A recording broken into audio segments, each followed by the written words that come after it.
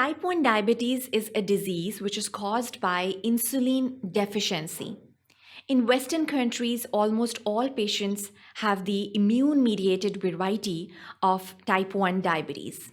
So let's have a look at the different causes of type 1 diabetes. Type 1 diabetes is predominantly seen in individuals with genetic susceptibility.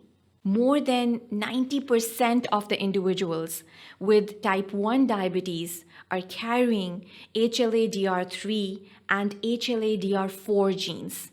Environmental factors also play a major role in the development of type 1 diabetes. It can include early exposure to Coxsackie B virus. It has also been suggested that a cleaner environment with less early stimulation of the immune system in childhood may increase the susceptibility of type 1 diabetes.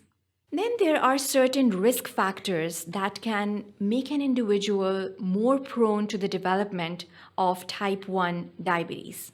Apart from the reasons that have already been discussed, countries like Finland and Sweden have high rates of type 1 diabetes.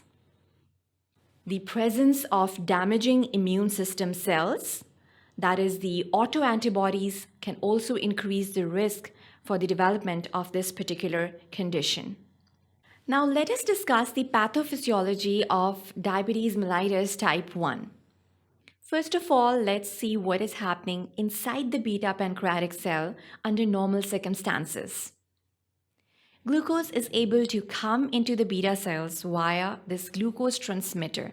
Once inside the cell, it undergoes the aerobic and anaerobic metabolism to produce ATP and ADP. Now, these ATP molecules, indicated as these yellow molecules over here, then bind to the potassium-sensitive channels, and these potassium channels then close. When these potassium channels close, the potassium cannot exit the cells and it starts to build up inside the cell. As a result, it builds a positive charge inside of the cell, which in turn results in the opening up of the voltage-gated calcium channels. What happens is that calcium rushes inside the cell, and as the calcium rushes in, it gets bind to these vesicles and results in the release of insulin from these vesicles. In addition to that, there is an enzyme called glutamic acid decarboxylase that converts glutamic acid to GABA.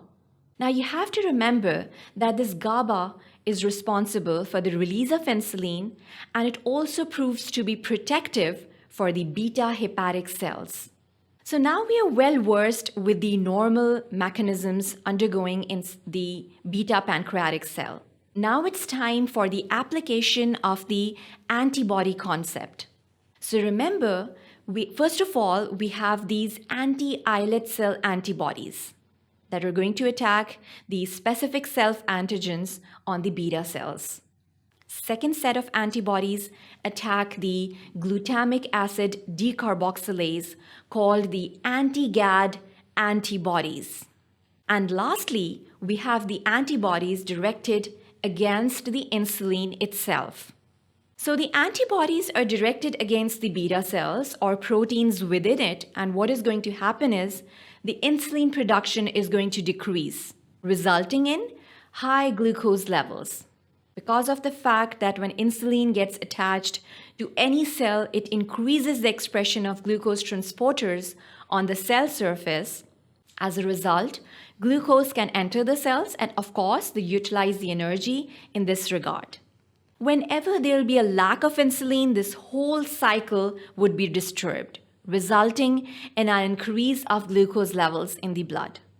So I hope now it's clear that how the antibodies can attack the insulin as well as the proteins related to insulin, and it can affect the production of insulin.